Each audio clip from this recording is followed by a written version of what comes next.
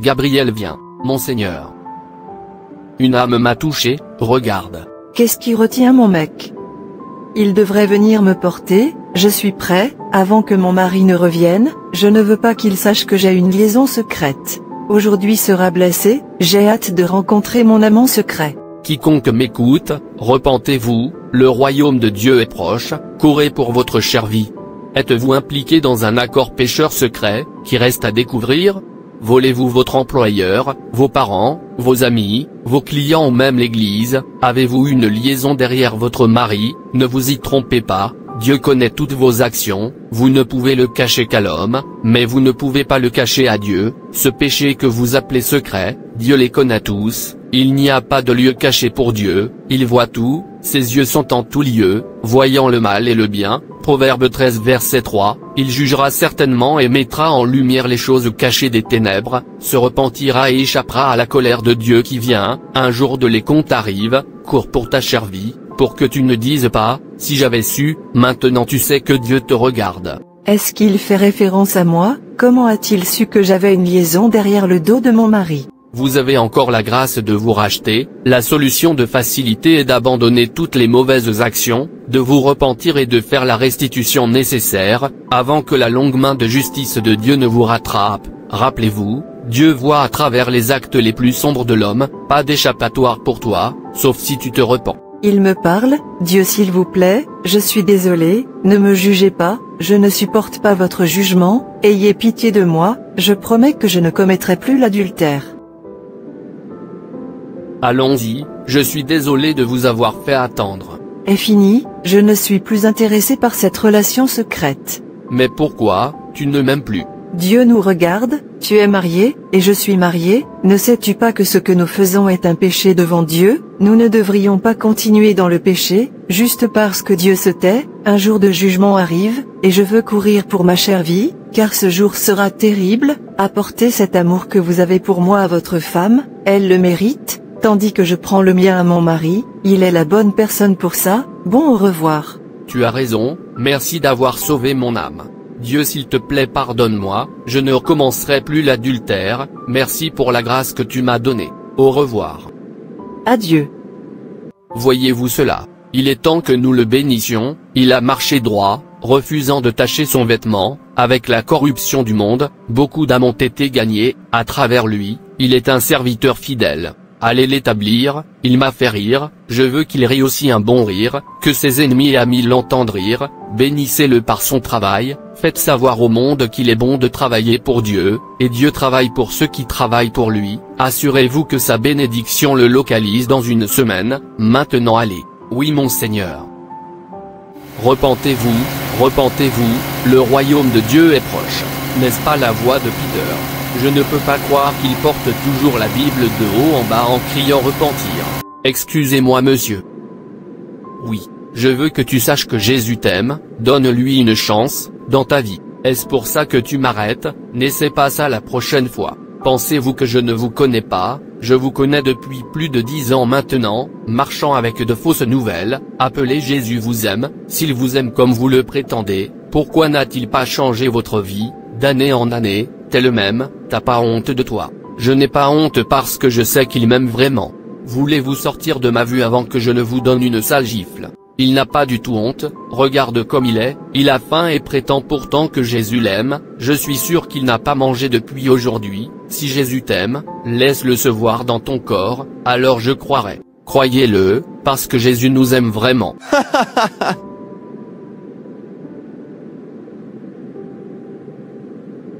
Essayant de te consoler, je comprends.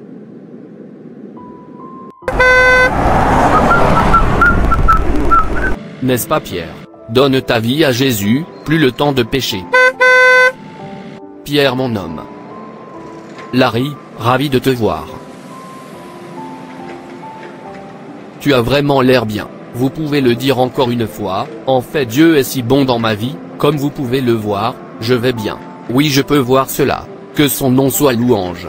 Ah, tu es si drôle, alors tu es toujours dans cette prédication, d'un endroit à l'autre.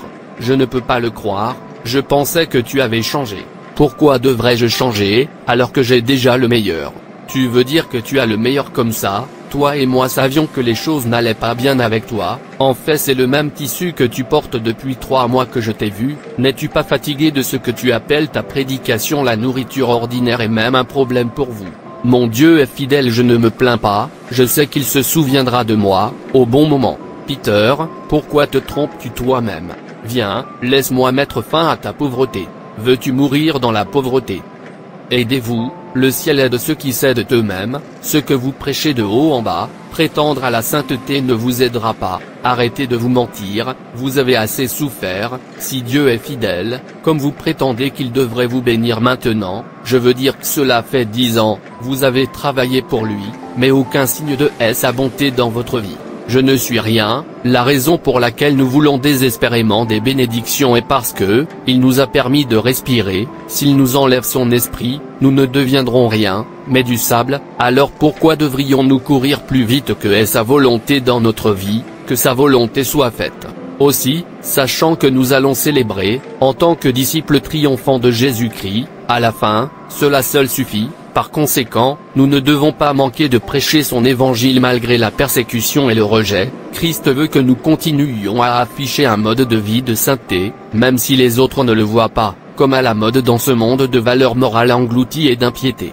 Donc, comme je te l'ai déjà dit, mon Dieu est bon, et j'attendrai qu'il se souvienne de moi. Quand va-t-il se souvenir de toi? Est-ce quand tu dois être mort et t'être oublié? Vois arrêter ça et venir me rejoindre. Tu n'as pas à faire grand-chose, tout ce que tu as à faire, c'est juste dormir avec moi et mon maître, c'est tout, et nous vous donnerons 50 000 $.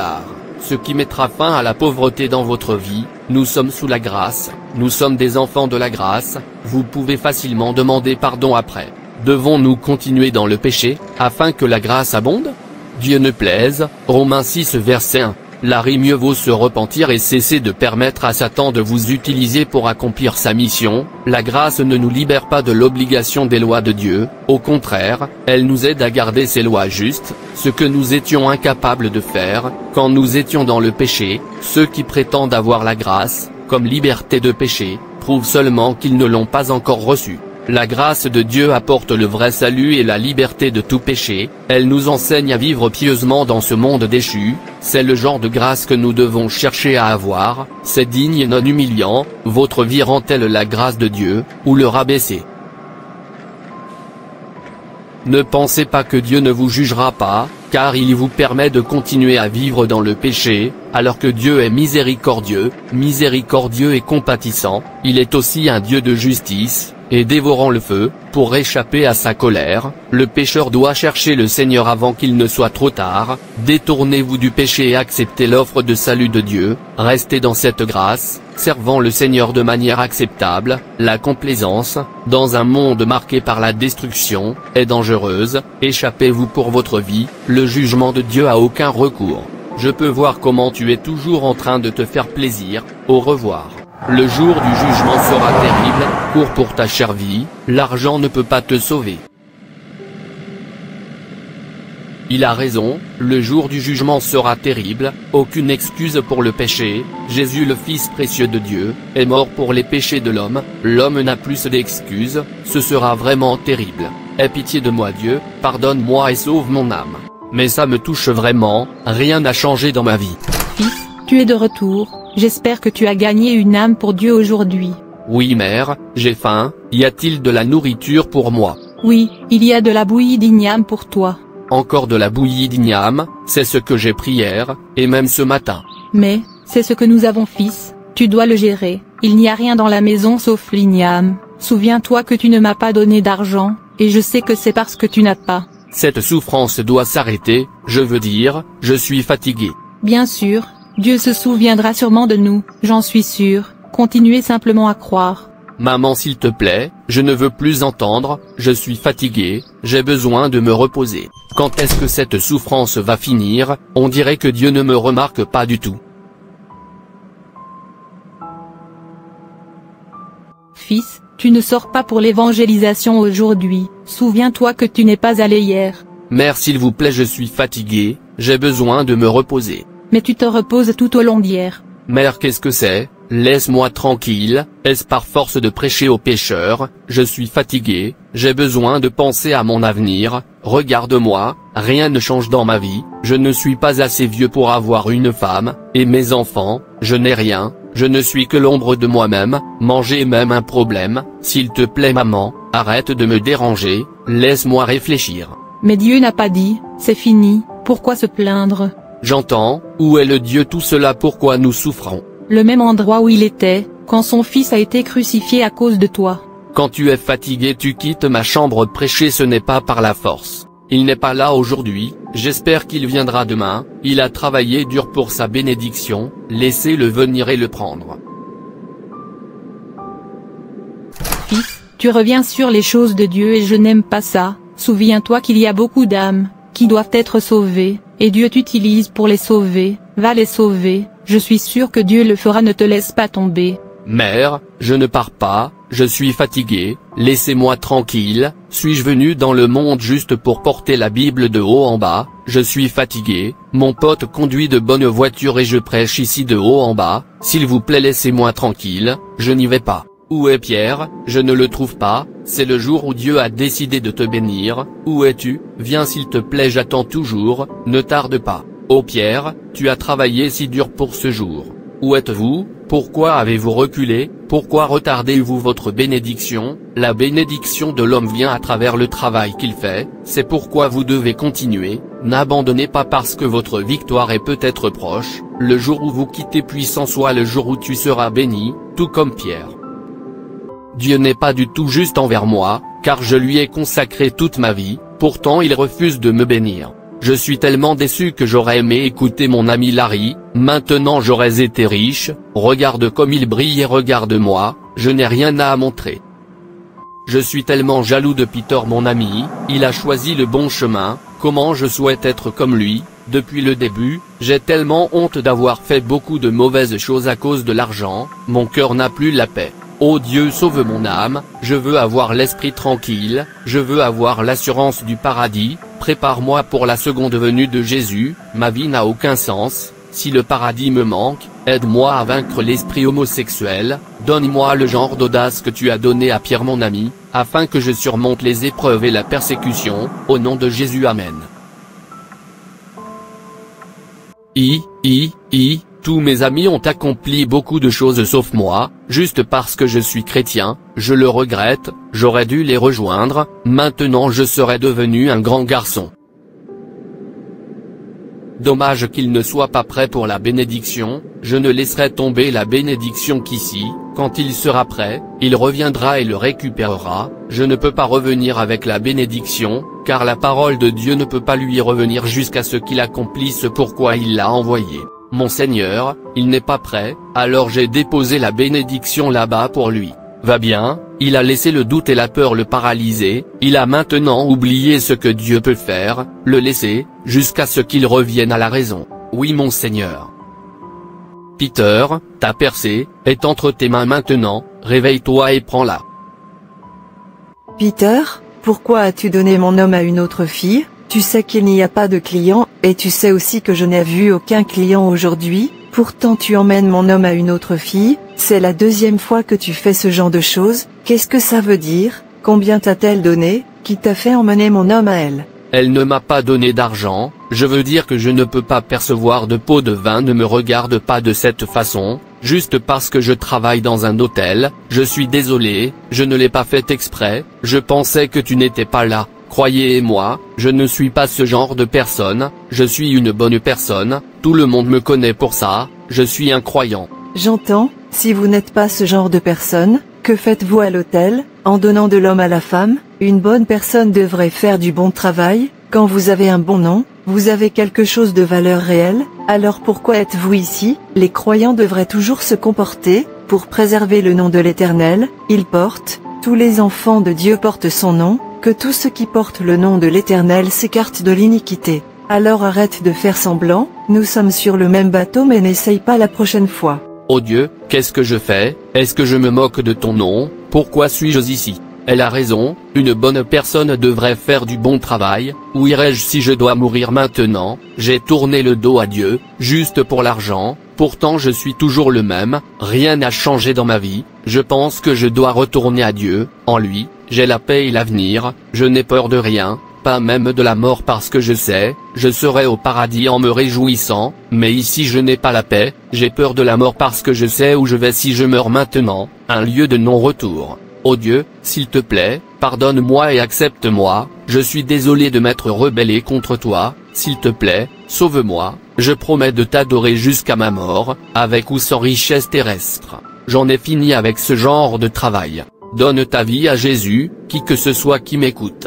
Excusez-moi, s'il vous plaît ne soyez pas offensés, je vous attends ici depuis très longtemps, j'avais besoin de vous voir pour une chose très importante, car je suis convaincu que vous serez la bonne personne pour le travail, après avoir vu la peur de Dieu en toi. D'accord, continue.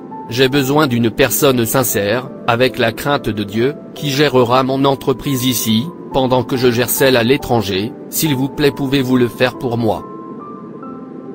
Ne vous inquiétez pas, vous aurez toujours tout le temps de travailler pour Dieu, et le niveau de votre éducation ne me dérange pas, tout ce dont j'ai besoin est une personne qui a peur de Dieu, tout comme vous.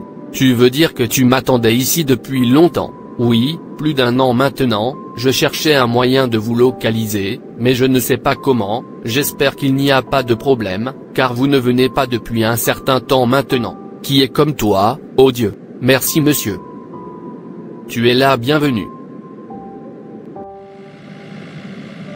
Parfois c'est nous qui retardons nos bénédictions, n'abandonnez pas, votre victoire est proche.